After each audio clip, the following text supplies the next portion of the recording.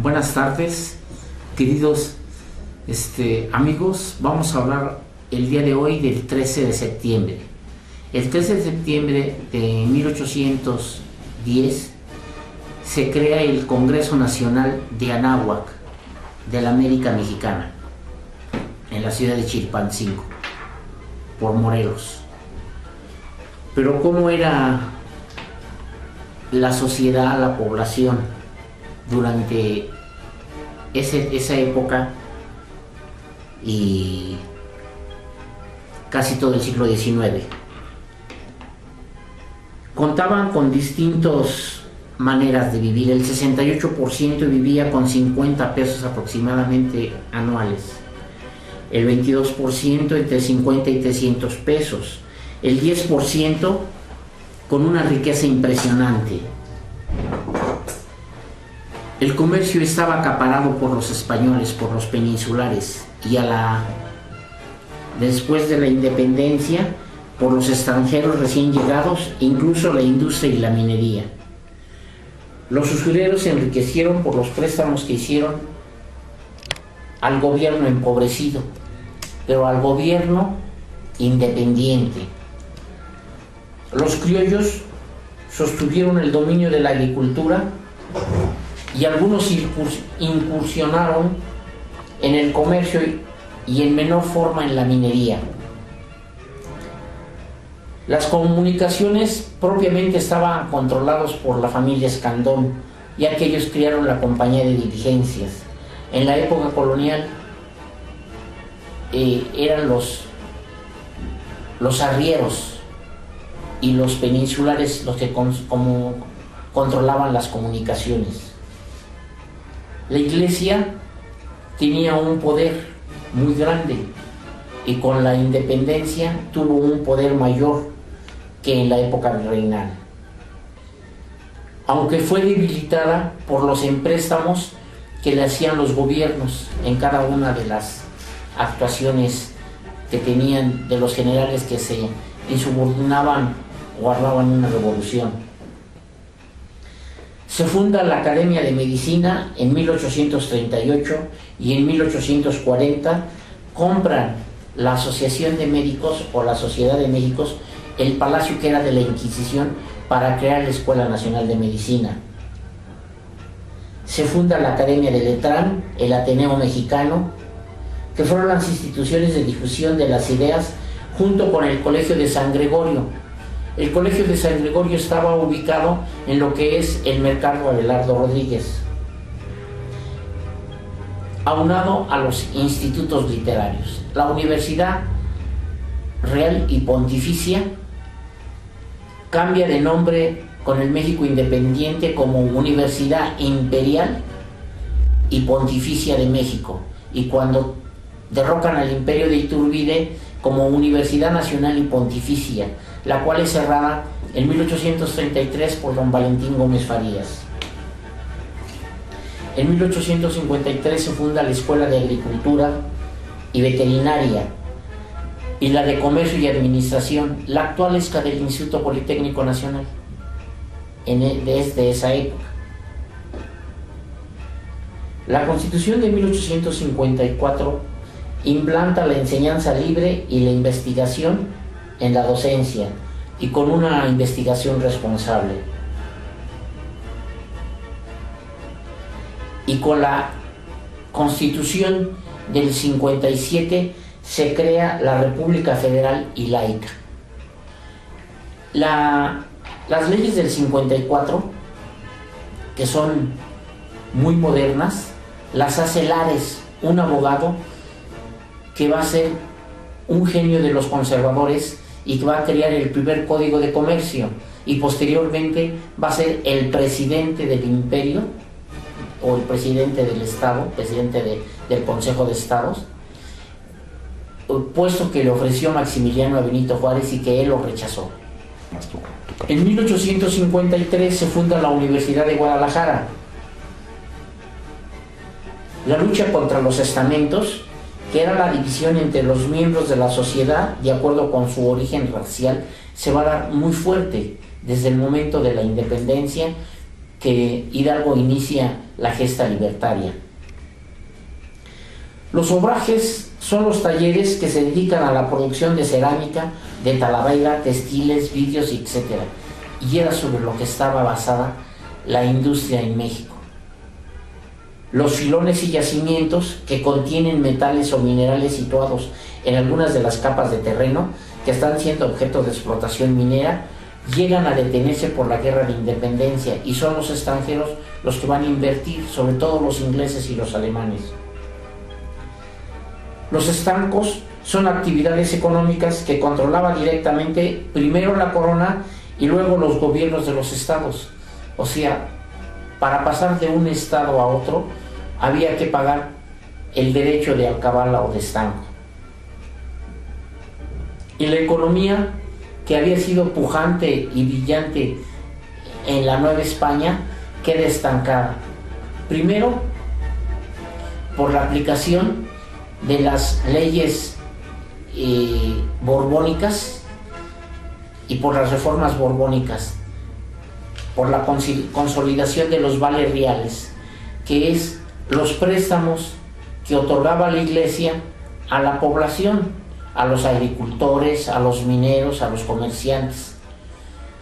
Y cuando llega la adjudicación de los vales reales, van a ser estos vales controlados y puestos a su cobro en forma inmediata por el imperio, por el reino español, por el rey. ¿Cómo va a dar principio de identidad como nación? Con las artes visuales. La pintura de paisaje en México floreció y proliferó mucho en el siglo XIX. Es especialmente en este género y sobre todo en el paisaje que a través de este tipo de producción y esta plástica fue un modelo de identidad tanto territorial en el siglo XIX, que se enriqueció con el aporte del género y costumbres de la vida cotidiana y con el paisajismo. En este tipo de pintura la gente común podía verse a sí misma desempeñando sus labores cotidianas. También en la literatura se inicia con el pensador mexicano, con Joaquín Fernández de Lizardo, quien va a retratar cómo era la vida en la América colonial, en el México colonial, con 3 obras picarescas. Posteriormente, Manuel Altamirano y Paino van a presentar cómo es la situación que vive el país. Manuel Altamirano con La Navidad en las Montañas, entre otras, El Sitio de Querétaro, que es un libro fundamental y una fuente de primera mano. La Guerra de 30 años de la Fragua, cómo vivían los jóvenes. Los Gallos, que también es una publicación muy notoria de los jóvenes citadinos, y Francisco Zarco y Manuel Carpio y Carlos María de Bustamante. La Constitución de Cádiz se jura el 15 de septiembre de 1812. Bueno, ya vimos más o menos cómo era la vida y cómo se van a crearse y a recrearse las artes. Como era en la época colonial, no cambió mucho ya en el México independiente. Pero por haberse jurado la Constitución de Cádiz el 15 de septiembre de 1812 en la Ciudad de México, va a dar motivo a que el generalísimo José María Morelos y Pavón, el Rayo del Sur, dé como fecha el inicio del Congreso de Anáhuac, que ya lo habíamos dicho, que es el 13 de septiembre de 1813. O sea, este viernes será el bicentenario del primer congreso, el primer constituyente que tuvo la nación mexicana. Un día antes, el 12 de septiembre, entregó los sentimientos de la nación al Congreso de Chilpancingo. Y lo que nos interesa mucho de estos sentimientos de la nación es el número 2, en el que destacaba que la América mexicana debería de ser soberana, libre e independiente a partir del 6 de septiembre de 1803. Está dando como acta de independencia en el Congreso de Chilpancingo o del Congreso de Anáhuac ya una fecha que va a quedar marcada como la primer acta de independencia de la América mexicana. En el artículo 5 expresa la soberanía del pueblo mexicano y en el cual decía que debería de dividirse en 3 poderes: el ejecutivo, el legislativo y el judicial. Pero vamos a un corte y vamos a continuar con el mismo tema. Hola, soy Michelle Martínez. Los invito a que vean Juventud Fénix AGEF a través de Radio Liberal México.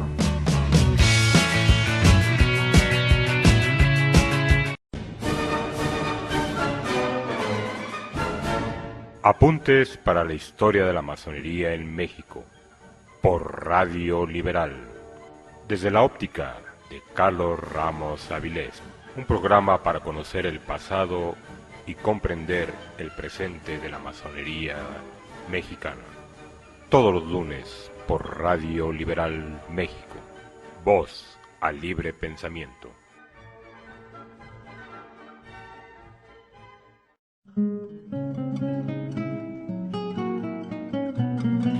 Buenas noches, mis amigos.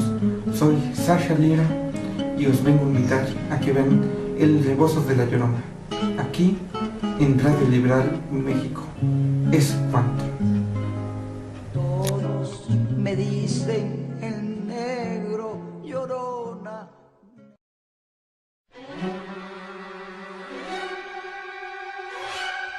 Arturo Ferio Ortiz y Félix Martínez Olivares. los invitamos todos los jueves al programa Evidencias y Reflexiones por Radio Liberal México. Un programa de análisis del contexto social. Nosotros ponemos las evidencias, usted hace la reflexión. Los esperamos.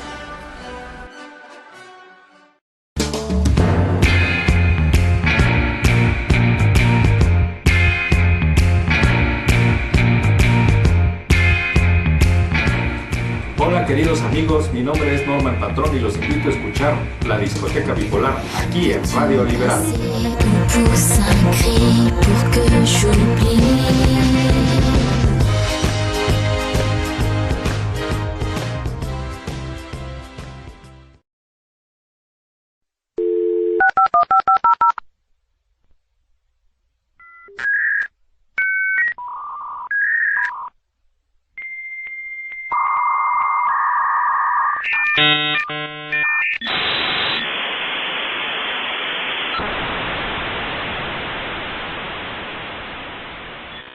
Bueno, nos acaban de llegar 3 preguntas.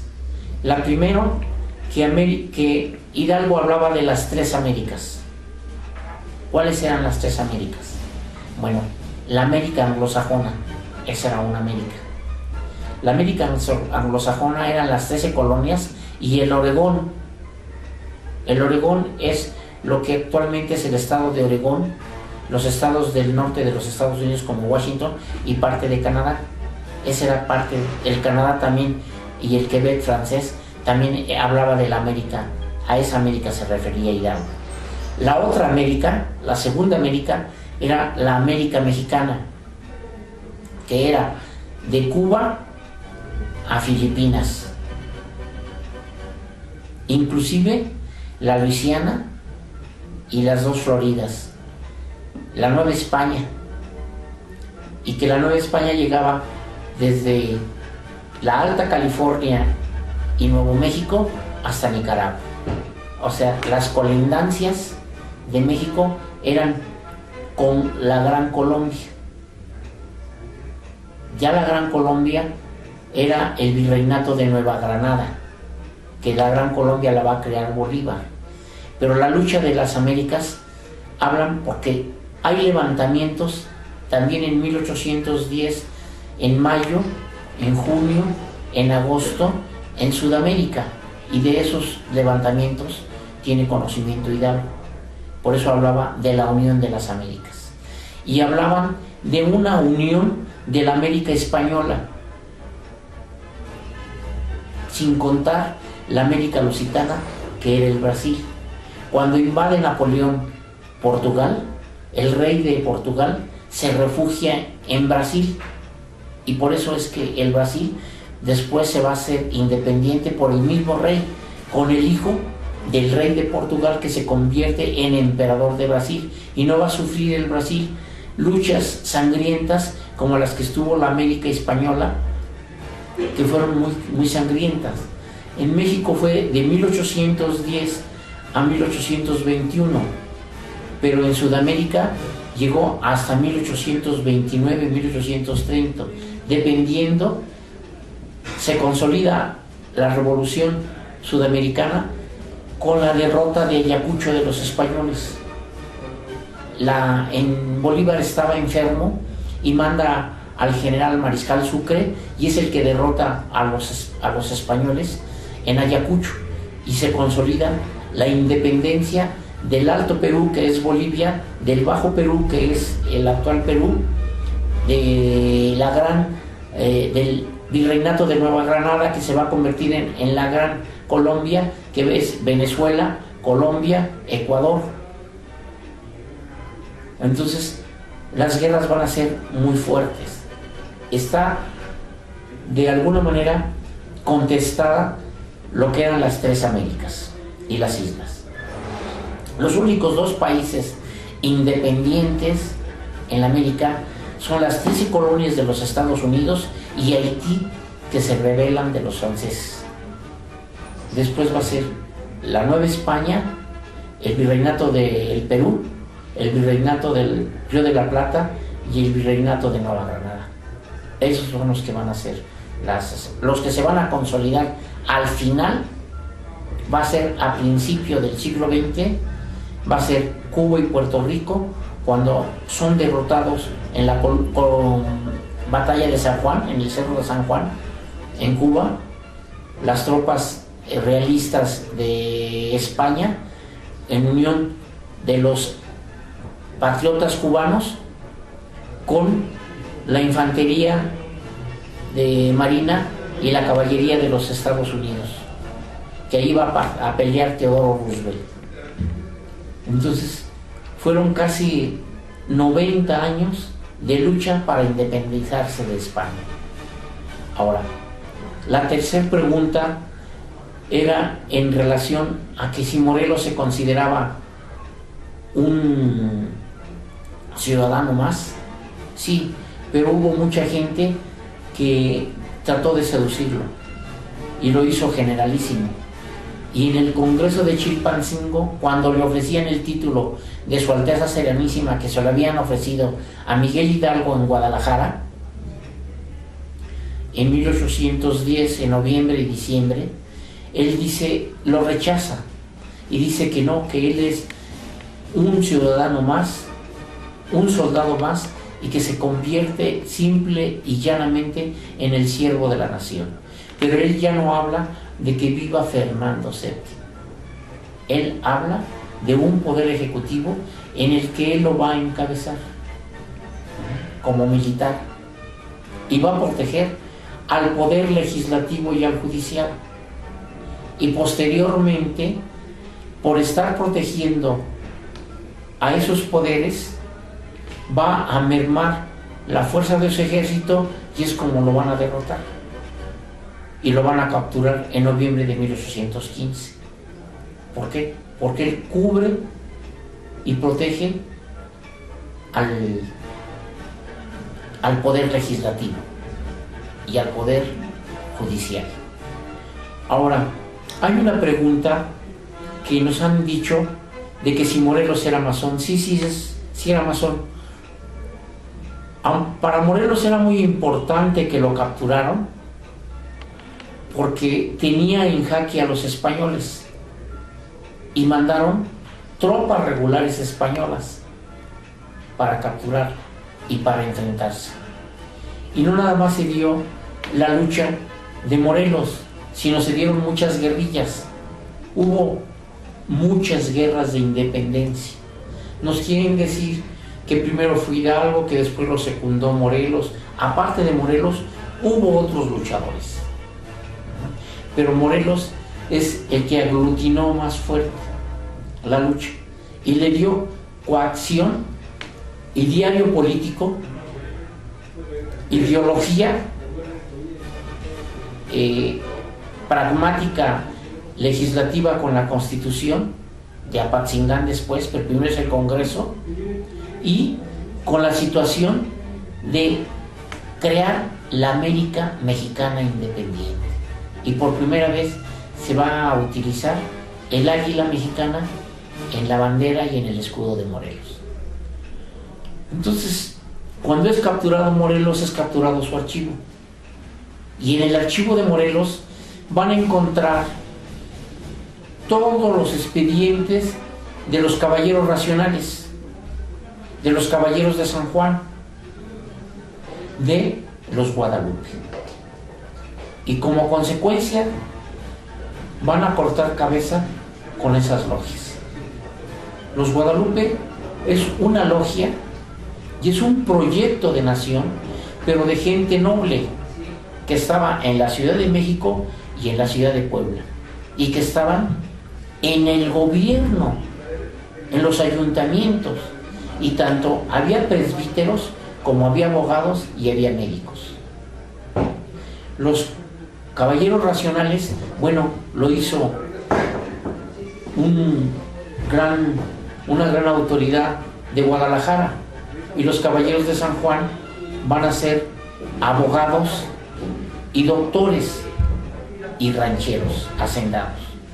Entonces, pero son las logias que van a apoyar a Morelos con dinero, con imprentas, con información de dónde iban las tropas, y que además era muy difícil pertenecer a esas logias. Lo que no sabemos es a cuál de esas tres logias pertenecía Morelos. Pero sí le encontraron una carta patente del grado 18 en los archivos de Morelos, su estandarte y sus condecoraciones, y además las patentes de corso que extendió a algunos cubanos, pero recordemos que Cuba era parte del Imperio Español, y aunque tenía una independencia, estaba dentro de la Nueva España, hasta las Filipinas. Entonces, hay un oficial cubano que le va a dar patente de corso, y este oficial cubano va a jugar con 3 ases, y por último va a sacar un cuarto. El primer va a ser espía de Morelos, va a ser espía de los realistas españoles, va a ser va a ser espía de los ingleses, y va a ser espía de las 13 colonias de los Estados Unidos de América. Vamos a un corte, queridos amigos. Hola, soy Michelle Martínez. Los invito a que vean Juventud Fénix AGEF a través de Radio Liberal México.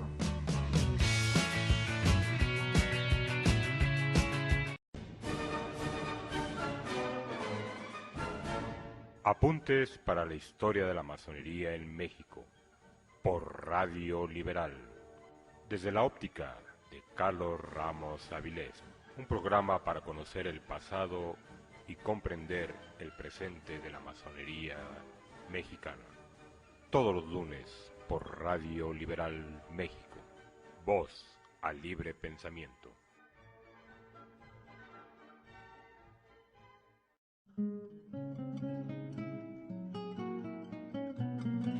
Buenas noches, mis amigos.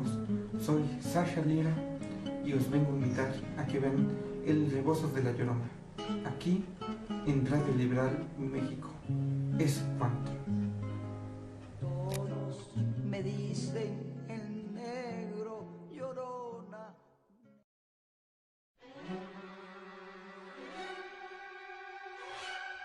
Arturo Ferio Ortiz y Félix Martínez Olivares. los invitamos todos los jueves al programa Evidencias y Reflexiones por Radio Liberal México. Un programa de análisis del contexto social. Nosotros ponemos las evidencias, usted hace la reflexión. Los esperamos.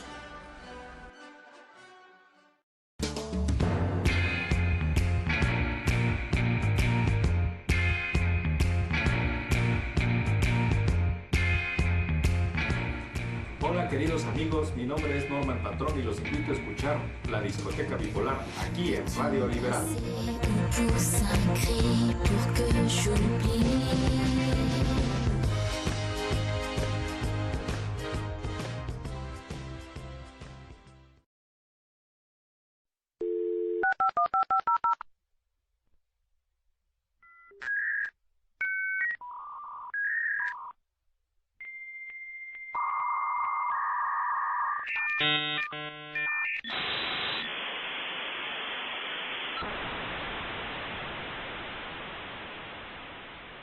Bueno, hablábamos de que por qué decimos que Morelos es masón. Bueno, esta es una publicación, el manuscrito Somex,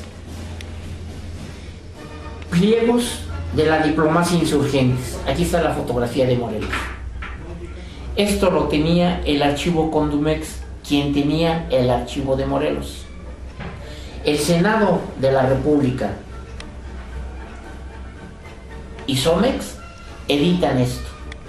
Aquí está la carta patente, que el gran maestro tiene una copia. Aquí está el plan del México, está hasta Florida.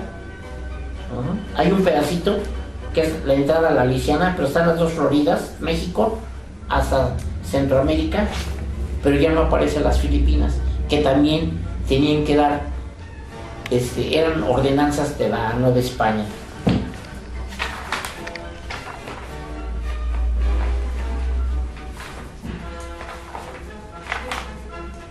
Los sellos,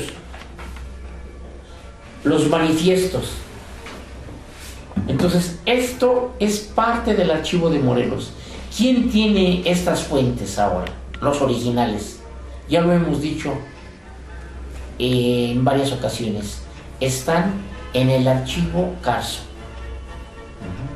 Porque él compró Condumex. Entonces compró Condumex tenía toda una escuela de investigación de historia de México. Entonces el acervo lo compró. Y ahora está en el sur de la Ciudad de México, con el doctor Manuel Ramos, que es el que preside. Y tienen un excelente proyecto para preservar esos materiales. Cosa que ni el Estado tendría el dinero para curarlos, preservarlos y difundirlos. Pero desde antes de que lo tuviera Carlos Slim, el Senado y Somex, que era un banco del Estado mexicano, Banco Mexicano o Sociedad Mexicana Financiera, que desapareció con la venta de los bancos por Carlos Salinas de Gortari, bueno, ellos publicaron este libro. Entonces, nosotros no nos vamos a los libros de texto, nos vamos a las fuentes directas. Este es copia, un facsímil de la fuente directa. Y aquí nos dice que Morelos era masón.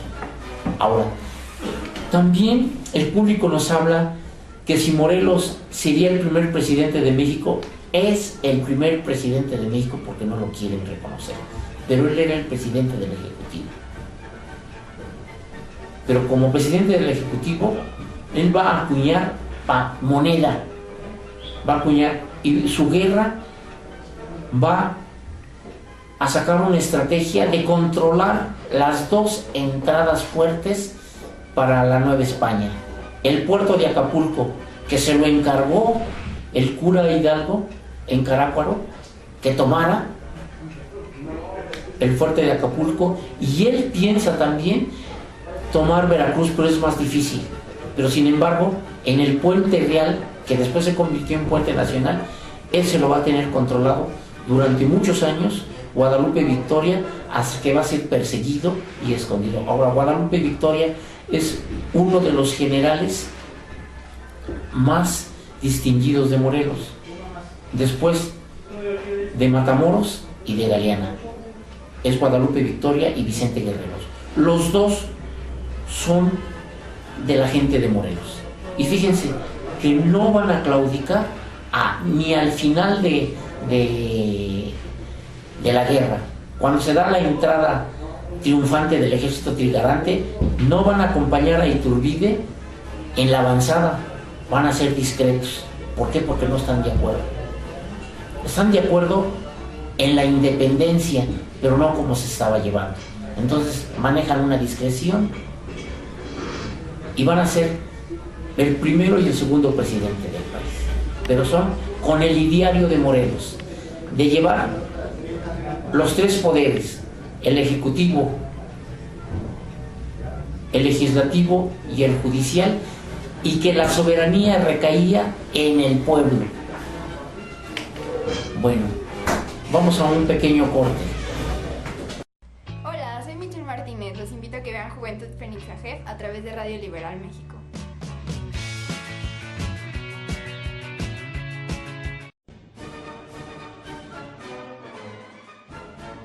Apuntes para la historia de la masonería en México, por Radio Liberal, desde la óptica de Carlos Ramos Avilés, un programa para conocer el pasado y comprender el presente de la masonería mexicana. Todos los lunes por Radio Liberal México, voz al libre pensamiento.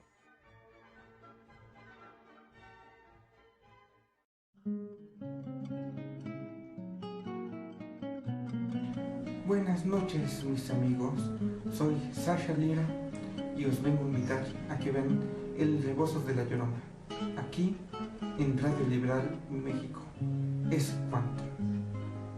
Todos me dicen el negro llorona.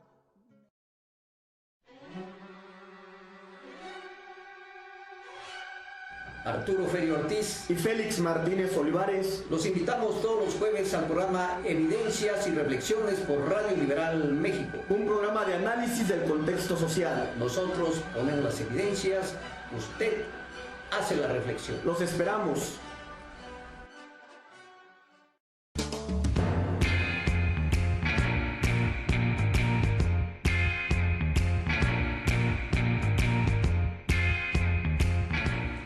Hola queridos amigos, mi nombre es Norman Patrón y los invito a escuchar La Discoteca Bipolar, aquí en Radio Liberal.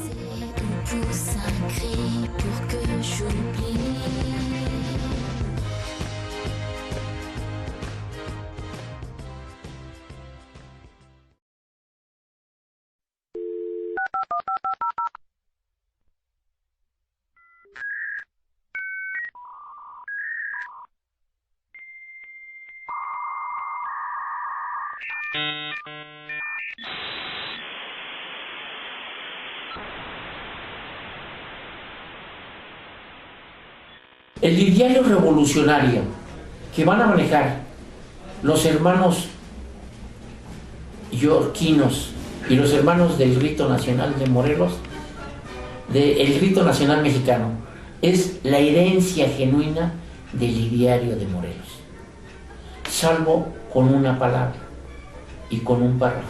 En los sentimientos de la nación, él proponía a la Iglesia Católica como religión de Estado y como única iglesia, la Iglesia Católica, Apostólica y Romana. Y así va a estar plasmado en el artículo 3 de la Constitución de 1824. Y va a ser una lucha de 1833 hasta 1857, donde la gente creyera y que la Iglesia Católica no fuera una religión de Estado. La libertad de culto se da en 1859 con las leyes de reforma, pero es la herencia de Morelos, la sombra de Morelos, que va a estar siempre latente. Cuando es capturado, en noviembre de 1814, se ensañan, lo traen caminando desde Guerrero, lo que ahora es el estado de Guerrero, y lo traen a Tlalpan y se convierte muy sumiso. Y cuando le niegan la absolución por los pecados y el confesarse, lo somete el Santo Oficio a que diga en dónde estaban sus fuertes, las armas y los recursos. Tenía miedo el virrey Calleja de que estuviera en la Ciudad de México, y de Tlalpan lo pasan a la Ciudadela. De la Ciudadela lo único que él pide es pasar a la Basílica de Guadalupe a escuchar música, lo llevan a San Cristóbal de Catepec. Y el 22 de diciembre de 1815 es fusilado por la espada. Pero de Hidalgo a Morelos son 500 sacerdotes católicos los que son fusilados, a los que les son rasgadas la cerviz, la frente, las manos, porque fueron ungidos y que les aplicaron ácido. Pero ¿cuántos sacerdotes católicos lucharon por la independencia de México? De 1810 a 1821, al 27 de septiembre de 1821, 8,000 sacerdotes. Estamos hablando de sacerdotes en Filipinas, sacerdotes en Florida Occidental, Florida Oriental, sacerdotes en Nuevo México, sacerdotes en la Alta California, en Sonora, Sinaloa. Estoy dando los nombres, pero antes tenían otro nombre. Eran los reinos de Nuevo Santander, Nueva Galicia, que era Jalisco. Y por eso es que los congresos de los estados y los congresos del 23 van a estar muchos sacerdotes. Los institutos literarios también se van a nutrir con esos sacerdotes. Los institutos literarios es la aportación de los liberales, de los masones mexicanos, para la edificación y la formación de la cultura. Siempre México le ha apostado a la educación, pero no querían una universidad como la Pontificia, un colegio como el de San Pedro y San Pablo, un colegio como el de las Vizcaínas, donde nada más muy poca gente podía entrar. Las Vizcaínas era para mujeres. No, querían un colegio donde la juventud aprendiera las artes y las ciencias. Por eso se va a llamar Instituto de Artes y Ciencias de Oaxaca, Instituto Literario del Estado de México, Instituto del Estado en Nuevo León, Colegio del Estado en Puebla. Pero todos van a tener el nombre de literario, porque literatura era universalidad, era información enciclopédica. Pero esos sacerdotes masones, muchos yorquinos y otros escoceses, se van a enfrentar inclusive por la ideología del mismo rito unos con otros. Y en la época de la independencia, la Virgen de los Remedios era la capitana generala de los ejércitos realistas, y la Virgen de Guadalupe va a ser la capitana generala de los ejércitos insurgentes. Pues también ya en el México independiente, la Virgen de los Remedios va a ser la patrona de las logias escocesas, y la Virgen de Guadalupe va a ser la patrona de las logias yorquinas, salvo el rito nacional mexicano. Ellos dicen que cada quien crea en lo que quiera creer, y van a luchar por la libertad de conciencia, por la libertad ideológica y por el derecho a creer en lo que la gente quiera, que se consuma con las leyes de reforma de junio de 1859. Y es muy importante tomar en cuenta el Congreso de Anáhuac o de Chilpancingo, porque es nuestro primer Congreso Nacional. De todos los lugares y reinos que hubo, mandaron diputados. Y Morelos, en lugar de seguir peleando, de poner uno de sus militares a cuidarlos, protegió, cubrió a muchos de estos diputados que después le mordieron la mano y lo atacaron. Guadalupe Victoria nació en Durango y uno de sus nombres es Félix. Y para poder estudiar en el seminario tenía que llevar su carta de pureza de sangre, su certificado. Nosotros nos espantamos que los alemanes pedían pureza de sangre con los nazis, y al que no era puro no le permitían entrar a las escuelas. Pues lo mismo se hizo en el virreinato. El que no tenía pureza de sangre no podía entrar a un seminario, a una escuela, a un colegio, a una academia, porque ya estaba la Academia de San Carlos, el Seminario de Minería, que es la escuela del Palacio de Minería, ya estaba la Universidad Real y Pontificia de México, el Colegio de San Gregorio, el Colegio de San Pedro y San Pablo, los seminarios en cada una de las grandes ciudades, que ahora fueron capitales de los estados. Pues si no llevaban la pureza de sangre, no entraban. Entonces había racismo. Y Morelos luchó contra ese racismo. En este mes, a fines de este mes, vamos a celebrar el aniversario de su nacimiento, del generalísimo, y que también es uno de los padres de la patria. No tenemos un padre de la patria, tenemos varios padres. Son los padres fundadores de la patria.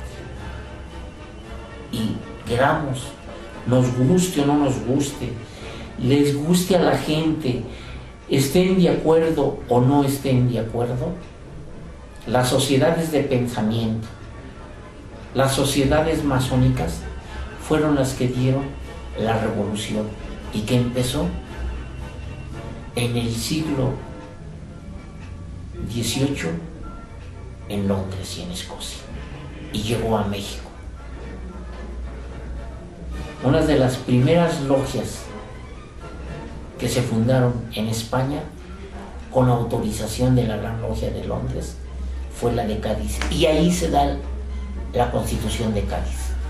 Iban a ir 15 novohispanos como constituyentes a la Constitución de Cádiz, y uno de esos constituyentes va a ser Miguel Ramos Arizpe, otro masón, y también ya después como masón uno de los fundadores del Rito Nacional Mexicano y padre del federalismo en México. Es cuanto, queridos hermanos. Nos vamos a un corte para hablar también de otro 13 de septiembre, pero de 1847. Hola, soy Michelle Martínez. Los invito a que vean Juventud Fénix Ajef a través de Radio Liberal México.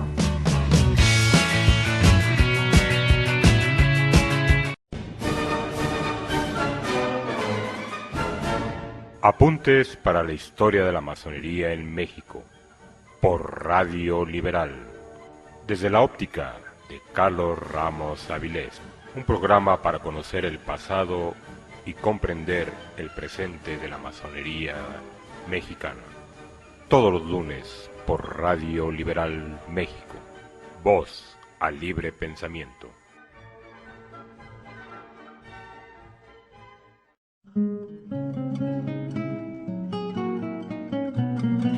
Buenas noches, mis amigos. Soy Sasha Lira y os vengo a invitar a que vean El Rebozos de la Llorona, aquí en Radio Liberal México. Es cuanto. Todos me dicen el negro llorona.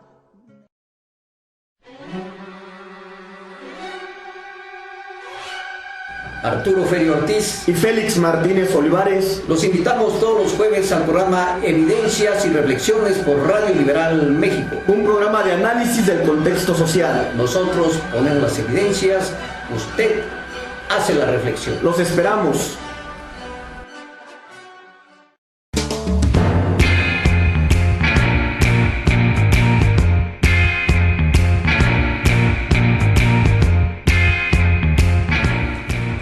queridos amigos, mi nombre es Norman Patrón y los invito a escuchar La Discoteca Bipolar, aquí en Radio Liberal.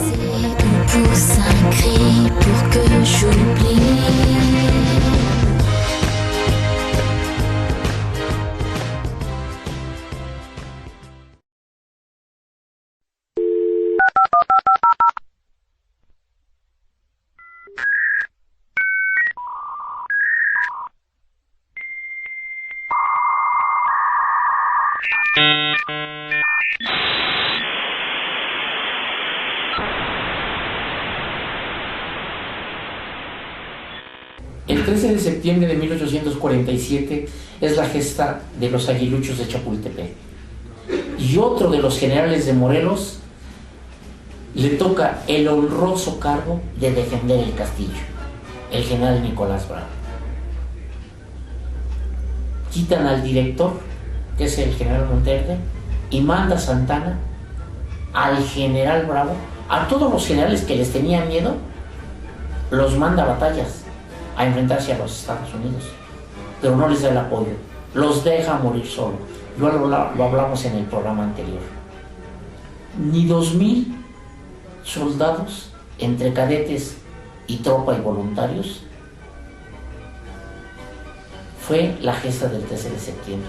Ahí muere Jicotenca, el coronel Jicotenca, del batallón activo de San Blas.